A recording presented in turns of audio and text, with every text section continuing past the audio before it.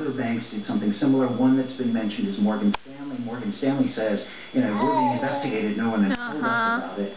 Today, the Journal said other banks are also being looked at, but it's early on in the investigation, so we'll have to, you know, watch and see what happens. Okay, thank you, Jim. You're welcome. It's NPR's Jim Zaroli in New York. To Greece now, where that country's economic outlook has improved, but it will take a long time before its books are in order. The Greek government is facing a problem a lot of ordinary people can relate to: too much debt and not enough money coming in. So David Kestenbaum with our Current Money team called up a well-known personal finance guru to get some advice for Greece. If you've got credit card debt or teenagers who overspend, there is always one place you can go.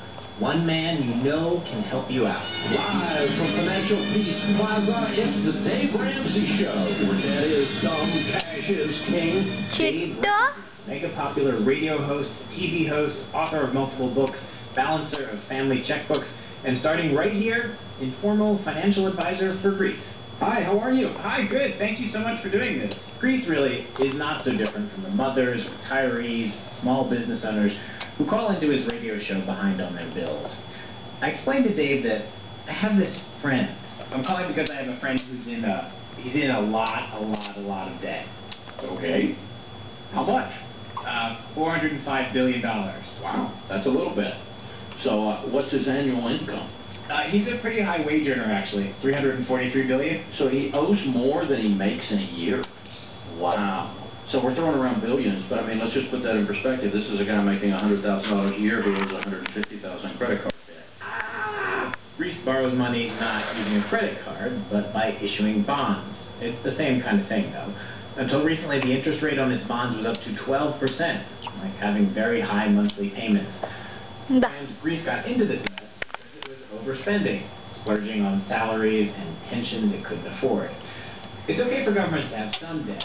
The government may need to borrow to build roads or shipping ports or power plants, but you want your economy to grow as a result so you can pay that money back.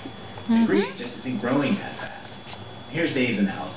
The ratio you look at when you're trying to get anyone out of debt, whether it's a company, a country, or an individual, is what we call the ratio of shovel to hole. How much of a hole are you in versus the shovel you fill? Good job, baby. Good job. His entire wages to clean up debt. So this is going to take a decade of deep sacrifice. I tell Dave that my friend has some options. He's part of a powerful family, the European Union, who's very angry, in part because he lied about his financial troubles for a while. But my friend's family really wants him to pull through, so they're willing to bail him out, which they're doing to the tune of $100 billion. Dave isn't so sure getting rescued by mom, dad, or Germany is such a good idea. Well, let's say your teenager came home from college and, unbeknownst to you, in secret, has run up $50,000 in credit card debt, which they can do now in college.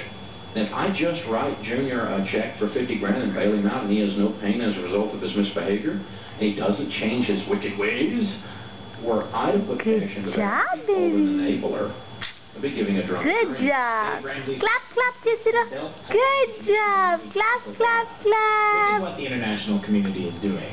Clap, clap, clap, clap, clap. Good job. Even with the bailout, Greece will still have debt, still be spending more than it is. Ramsey says, sorry, people. Bye-bye, Chapra, baby. Bye-bye. With street protests. Bye-bye. Make some life changes. Tata. Three magic words. Tata. Good job.